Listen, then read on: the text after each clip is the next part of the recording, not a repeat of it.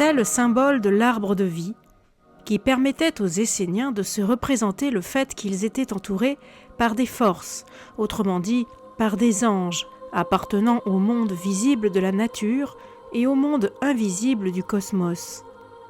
Les communions montrent comment chacune de ces forces est utilisée dans le corps et dans la conscience de l'homme. Selon la tradition, les communions avaient été définies à l'origine par Enoch et avaient de nouveau été apportées par Moïse à Israël, le peuple élu, sur les 2 tables de pierre qu'il rapporta lorsqu'il redescendit la première fois du mont Sinaï. Le 2e jeu de table qu'il en rapporta contenait les 10 commandements, l'enseignement externe, celui qu'il a donné au reste du peuple, à Israël. Les Esséniens, c'est-à-dire la petite minorité, Israël, ont communié à partir de cette époque, matin et soir, avec les forces terrestres et célestes, en réglant leur vie sur l'inspiration qu'ils en avaient reçue. Les communions ont 3 objectifs immédiats.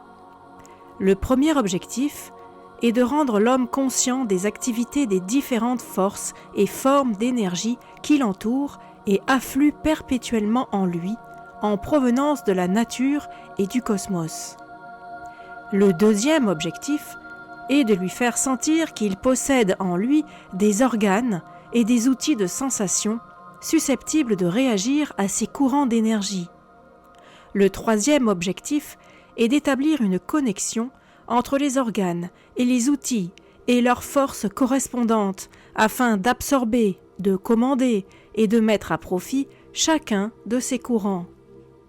Les Esséniens savaient que l'homme possède différents systèmes corporels qui lui permettent d'absorber les énergies différentes provenant de la nourriture, de l'air, de l'eau, des rayonnements solaires et ainsi de suite.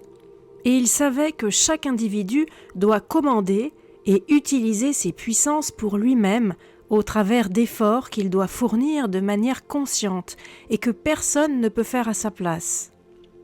Les communions étaient pratiquées chaque matin et chaque soir. On méditait sur une force terrestre différente chaque matin en se levant et sur une force céleste différente chaque soir avant de se coucher, chaque jour de la semaine. Cela aboutissait à un total de 14 communions par période de 7 jours. À chacune des communions, on se concentrait sur la force indiquée. On se mettait à la considérer avec attention et on méditait sur elle, de sorte que sa puissance puisse être absorbée et consciemment utilisée avec le degré d'intensité opportun. On trouvera ci-après une explication du but de chaque communion.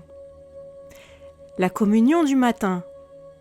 La mère terrestre, samedi matin. Le but de cette communion était d'établir l'unité entre l'organisme physique de l'homme et les forces nutritives de la terre. Cela était accompli en contemplant les différentes substances nutritives et en comprenant que le corps est constitué d'éléments pris dans la terre et qu'il se nourrit de ces éléments au travers de la vie des plantes. Cela montre le sens et l'importance des nourritures naturelles de la terre fournies par la mère terrestre, en harmonie avec les lois régissant la vie terrestre. Par cela, l'homme se rend compte du rôle primordial des nourritures naturelles pour sa santé et pour sa vitalité, et prend conscience des processus du métabolisme en œuvre en lui. Il apprend en outre comment recevoir et absorber les énergies puissantes dérivées de la nourriture et comment conserver ces énergies dans son corps. Il développe ainsi graduellement la capacité d'assimiler parfaitement et d'utiliser toutes les substances nutritives qu'il mange et les énergies contenues en elles.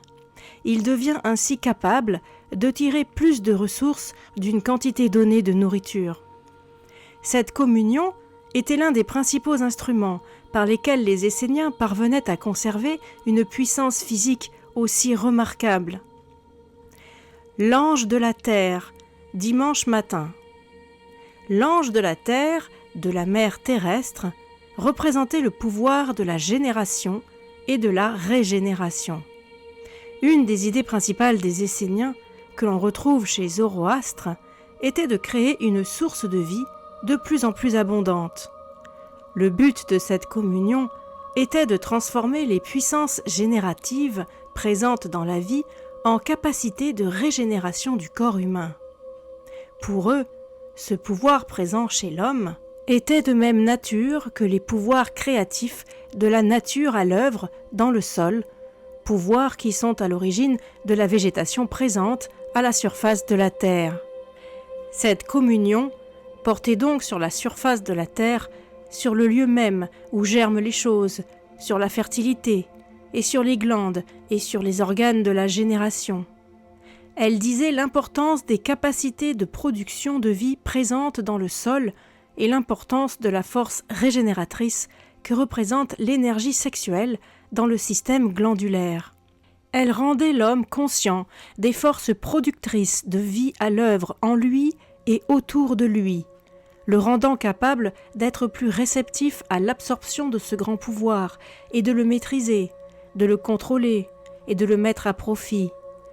L'extraordinaire capacité des Esséniens à se régénérer eux-mêmes était principalement due à leur capacité à transcender leur énergie sexuelle par la pratique de cette communion. L'ange de la vie, lundi matin. Cette communion était consacrée à la vie, à la santé et à la vitalité de l'organisme humain et à celle de la planète entière.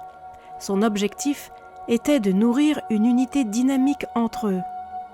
Cette communion enseignait à l'homme le rôle de la vitalité dans son bien-être et lui faisait prendre conscience des manifestations innombrables de la force vitale en lui et autour de lui, en le rendant capable de concentrer cette vitalité vers telle ou telle partie de son corps avec l'intensité requise.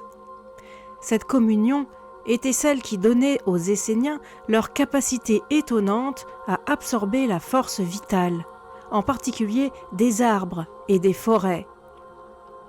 L'ange de la joie, mardi matin. Toutes les formes de beauté étaient joyeusement contemplées à l'occasion de cette communion, afin de rendre l'homme conscient des beautés de la nature et de la joie qui sont présentes à chaque parcelle de son existence. Cette faculté d'absorber la joie présente dans les beautés de la nature, les levers et les couchers de soleil, les montagnes, les fleurs, les couleurs, les arômes, était un des moyens par lesquels les Esséniens avaient réussi à se donner l'harmonie et la sérénité intérieure qui impressionnèrent tant leurs contemporains. L'ange du soleil, mercredi matin. Les Esséniens se représentaient le soleil comme une grande force vivante présente dans la nature terrestre, une source d'énergie inépuisable, sans laquelle il n'y aurait pas de vie sur la terre, dans l'océan ou dans l'atmosphère. Ils méditaient sur l'effet des rayons solaires qui ne s'arrêtent pas à la surface du corps, mais pénètrent l'organisme au point où le plexus solaire est localisé, baignant le corps et le système nerveux des rayons du soleil. Ce point constitue l'unité la plus ancienne dans l'organisme humain. Le but de cette communion était de devenir réceptif aux énergies solaires, d'établir une unité parfaite entre l'individu et le soleil et de distribuer la puissance du soleil dans tout le corps. Les Esséniens utilisaient parfois cette méthode pour guérir certaines maladies anormales d'une manière qui a semblé miraculeuse aux historiens de l'Antiquité. L'ange de l'eau, jeudi matin. Les Esséniens considéraient que la circulation de l'eau dans la nature correspondait à la circulation du sang dans le corps. Ils savaient que tous les organismes, tout comme leurs aliments, étaient en grande partie constitués d'eau. Cette eau qui est essentielle à la vie sur Terre. La perfection de l'organisme dépend de la qualité du sang, et de la même manière, la perfection de l'environnement physique dépend de la qualité de l'eau disponible. À l'occasion de cette communion, toutes les formes de l'eau étaient contemplées, les fleuves, les criques, la pluie, la sève des arbres et des plantes. Les Esséniens établissaient ainsi de manière vivante l'unité entre les os du corps et les eaux de la planète, et se rendait maître de diriger le flux sanguin vers n'importe quelle partie du corps ou de l'en retirer à volonté. Cette puissance permettait aux Esséniens de guérir beaucoup de maladies qui n'étaient autrement curables qu'à force de traitements longs et pénibles. C'était l'une des raisons pour lesquelles les Esséniens avaient une telle maîtrise d'eux-mêmes et une résistance presque incroyable à la douleur. L'ange de l'air, vendredi matin. Le but de cette communion était de rendre l'homme conscient de l'unité dynamique entre l'air et la vie, du fait que la respiration est ce qui lie l'organisme et le cosmos, du fait qu'il n'y a pas de vie sans souffle, du fait que la fin de l'un signifie la fin de l'autre. L'atmosphère dans la nature environnante et l'air dans le corps jouent ainsi un rôle extraordinaire pour la santé et pour la vitalité. Cette communion était accompagnée d'une certaine espèce de respiration rythmique profonde qui rendait les Esséniens capables d'absorber des énergies spécifiques de l'atmosphère et d'établir une corrélation entre l'individu et l'univers. Ces communions avec la mer terrestre et ses anges étaient la source à laquelle les Esséniens tiraient leur manière particulière de vivre, leur alimentation, leurs ablutions d'eau fraîche, leurs bains de soleil, leurs techniques respiratoires, telles que les ont décrits leurs contemporains, Flavius Joseph, Philon et Pline, avec tant d'émerveillement. Les communions du soir. De la même manière que les 7 matins de la semaine étaient consacrés aux forces du monde visible, les 7 soirs étaient consacrés aux puissances des royaumes invisibles, autrement dit, aux anges du Père Céleste. Le Père Céleste, vendredi soir. Cette communion avec le Père Céleste, le Créateur, la lumière, l'Ahura Mazda de Zoroastre, était la communion centrale des Esséniens. Elle était consacrée à la totalité des lois cosmiques et à la réflexion sur le fait que l'univers est un processus de création continue dans lequel l'homme doit participer en prolongeant l'œuvre du Créateur sur la terre. Le but de cette communion est de montrer à l'homme à quel point il est important de s'unir avec l'océan cosmique, éternel et illimité, et de rassembler tous les rayonnements supérieurs de toutes les planètes. C'est par ce moyen que l'homme peut devenir réceptif à ces puissances, et par suite atteindre la conscience cosmique, et s'unir au courant cosmique. Par là, il pourra développer les capacités créatrices présentes en lui et apprendre à employer le principe créateur dans sa vie. Les Esséniens savaient que c'est seulement quand l'homme arrive à ce résultat qu'il peut prétendre à atteindre son objectif final, l'union avec le Père Céleste, le but final de tous les Esséniens et le but sous-jacent à toutes leurs actions, à tous leurs sentiments et à toutes leurs pensées. L'ange de la vie éternelle, samedi soir. Les Esséniens considéraient que le but universel ne pouvait être que la vie éternelle, l'immortalité, et que cet objectif pouvait être réalisé par l'homme s'il créait progressivement les conditions préalables de son ascension à des degrés de plus en plus élevés de son évolution individuelle. Il soutenait qu'il n'y avait aucune limite à cette ascension, puisque le cosmos constituait un stock inépuisable d'énergie disponible pour l'homme à mesure qu'il perfectionne ses organes et ses centres réceptifs. Par cette communion, l'homme peut éveiller sa connaissance intuitive de la vie éternelle dans l'univers et de sa propre unité avec cette vie éternelle et avec l'ordre cosmique total. Par elle, il peut apprendre à quel point il est important de surmonter la pesanteur dans les courants terrestres de la pensée et de prendre conscience de l'activité et du rôle des courants supérieurs dans l'évolution de l'individu et de la planète. Ce dépassement de la pesanteur et cette absorption des courants supérieurs de la Terre et de toutes les autres planètes constituaient l'accomplissement mystique le plus élevé pour les Esséniens. L'ange du travail créatif, dimanche soir.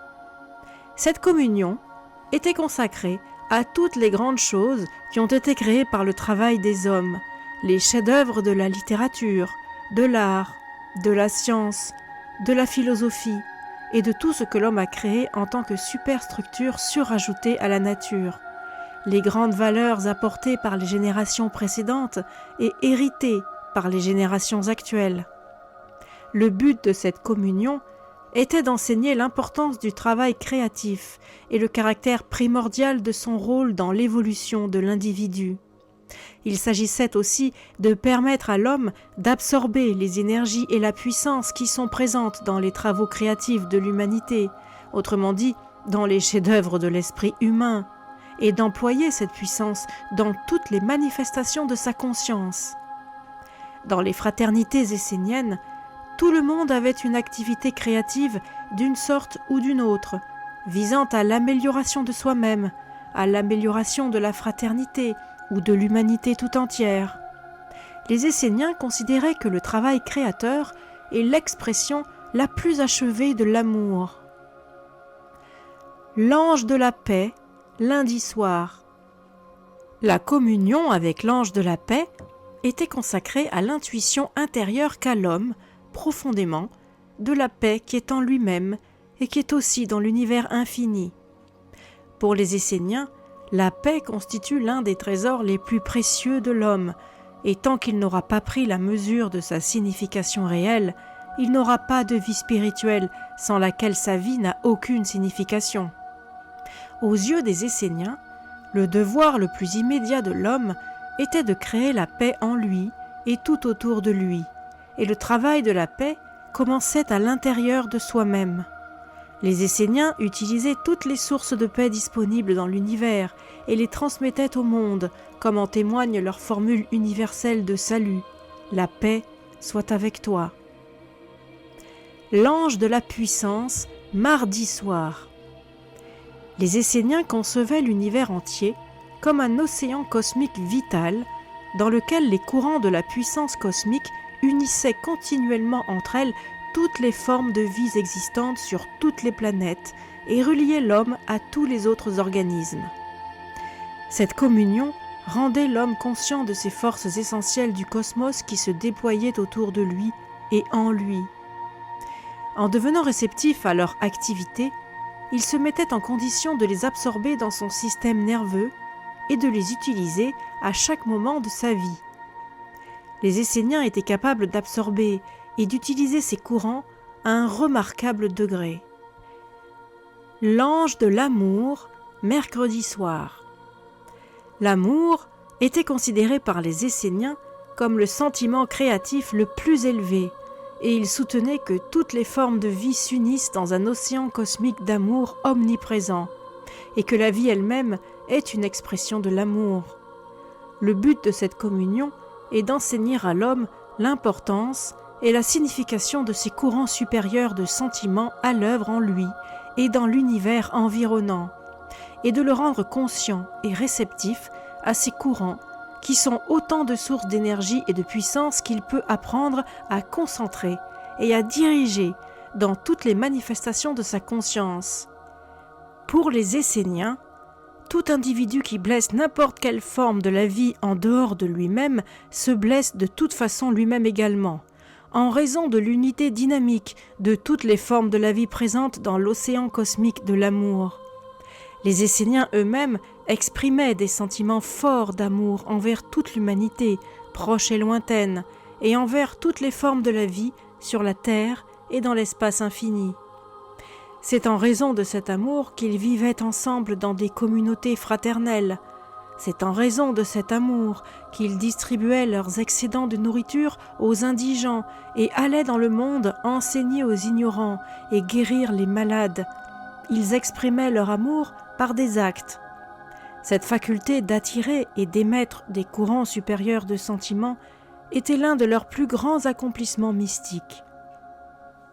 L'ange de la sagesse, jeudi soir. La pensée pour les Esséniens était une fonction à la fois cosmique et cérébrale.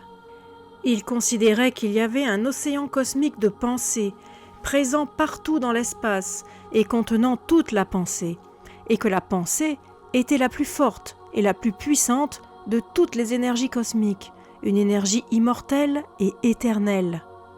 En faisant sien tous les courants de pensée présents dans l'univers et en faisant siennes les pensées de tous les grands penseurs du passé au travers de la communion avec l'ange de la sagesse, l'homme développait sa capacité à créer des courants de pensées harmonieux et puissants et à atteindre la connaissance et la sagesse intuitive. C'est par la mise en œuvre de cette communion que les Esséniens acquirent leur remarquable pouvoir d'émettre et de recevoir de puissants courants de pensée. Cette communion avec l'ange de la sagesse est celle qui met un point final aux 14 communions des Esséniens. Les 7 communions du matin se rapportent à la vitalité du corps et leur effet cumulatif est le renforcement et la revitalisation de chacun des organes du corps à travers la maîtrise consciente des forces terrestres. Les 7 communions du soir sont consacrées aux puissances spirituelles qui régissent le degré supérieur de l'évolution humaine. Leur effet cumulatif est la revitalisation de l'esprit et de toutes les forces supérieures chez l'individu, lui permettant de recevoir et de s'adapter à tous les océans d'amour, de vie et de pensée à venir, et de ce fait graduellement de développer toutes les potentialités supérieures de son être. Chacune de ces 14 communions représente un certain équilibre entre l'homme faisant la dite communion et l'ange, autrement dit la force avec lequel ou avec laquelle il fait cette communion. Les contemplations de midi. Un 3e groupe de pratiques était réalisé à midi chaque jour de la semaine. C'étaient des contemplations invitant le Père Céleste à envoyer son ange de paix pour harmoniser les différents aspects de la vie de l'homme. La paix comptait tellement aux yeux des Esséniens qu'ils y consacraient un enseignement spécial qu'ils appelaient la paix aux 7 chemins. La pratique des 14 communions est censée aboutir à une expérience intérieure consistant dans l'expansion de la conscience, à l'issue de laquelle l'individu acquiert la capacité d'utiliser consciemment les forces invisibles de la nature et du cosmos. La paix aux 7 chemins montre l'application pratique de cette conscience augmentée dans la vie quotidienne de l'individu, dans son rapport avec les différents aspects de la vie. Ces contemplations de paix étaient pratiquées dans l'ordre suivant. Vendredi midi, paix avec le corps. Jeudi midi, paix avec l'esprit. Mercredi midi, paix avec la famille. Mardi midi, paix avec l'humanité. Lundi midi, paix avec la culture. Dimanche midi, paix avec la mer terrestre. Samedi midi, paix avec le Père Céleste. On donnera une explication de ces 7 départements de la vie de l'individu dans un chapitre postérieur. Tous les 7 jours se tenait le sabbat essénien, jour consacré à un des aspects de la paix. On organisait des réunions communautaires séparées des contemplations individuelles. Ces rassemblements avaient pour objectif de faire examiner par chacun l'application collective pratique de l'aspect particulier de la paix, auquel était plus particulièrement consacré ce sabbat.